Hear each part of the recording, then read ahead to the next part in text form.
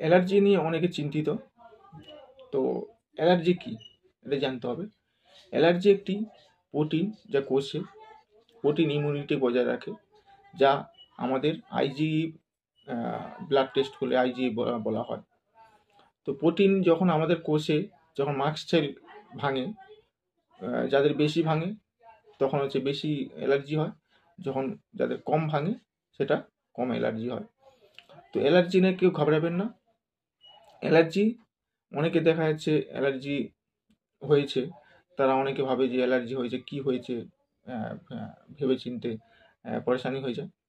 Allergy অনেক সময় দেখা যাচ্ছে প্যারাসাইটিক প্রবলেম হয়।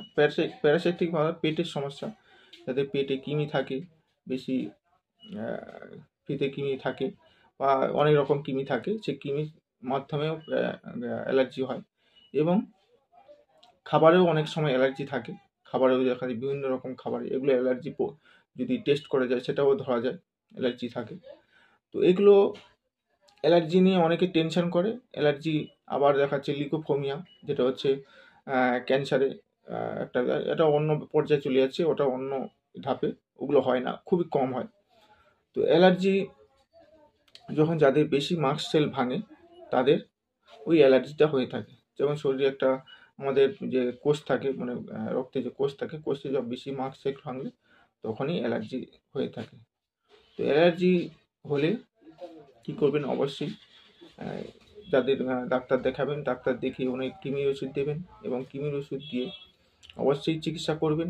আমাদের চিকিৎসা করে থাকে লিভারসিট্রিজিন, অনেকে দিয়ে থাকে, অনেকে আবার অনেক এখন নতুন নতুন বেরিয়ে গেছে, নতুন নতুন দামি দামি অনেক দাম যেগুলো অ্যালার্জি, সেগুলো বেরিয়ে গেছে নিত্য নতুন। কিন্তু অ্যালার্জি যদি সম্পূর্ণ নির্মূল করা যায় তাহলে আপনাকে বিভিন্ন প্রকার আপনাকে সাবধানতা অবলম্বন করতে হবে। যেমন বিভিন্ন প্রকার যদি অ্যালার্জি থাকে তাকে নিয়মিত হাত ধুয়ে অবশ্যই পরিষ্কার পরিচ্ছন্ন থাকতে হবে। পরিষ্কার পরিচ্ছন্ন কাপড়, জামা কাপড় পরতে হবে এবং পরিষ্কার পরিচ্ছন্ন থাকতে হবে, পরিষ্কার পরিচ্ছন্নভাবে খেতে হবে। এইভাবে থাকলে অবশ্যই দেখবেন আপনার অ্যালার্জি থাকবে না। আবার দেখা যাচ্ছে অনেকে অ্যালার্জি ওষুধ খাচ্ছে কিন্তু খেতে খেতে খেতে খেতে কোনো কাজই হচ্ছে না। তাদের বলবো তারা অবশ্যই পরিষ্কার পরিচ্ছন্নভাবে থাকবেন এবং যেমন জামা কাপড় বা অন্য যেগুলো আছে সেগুলো পরিষ্কার পরিচ্ছন্ন করে থাকবে, তাতে করে অ্যালার্জি ওর থেকেও আসতে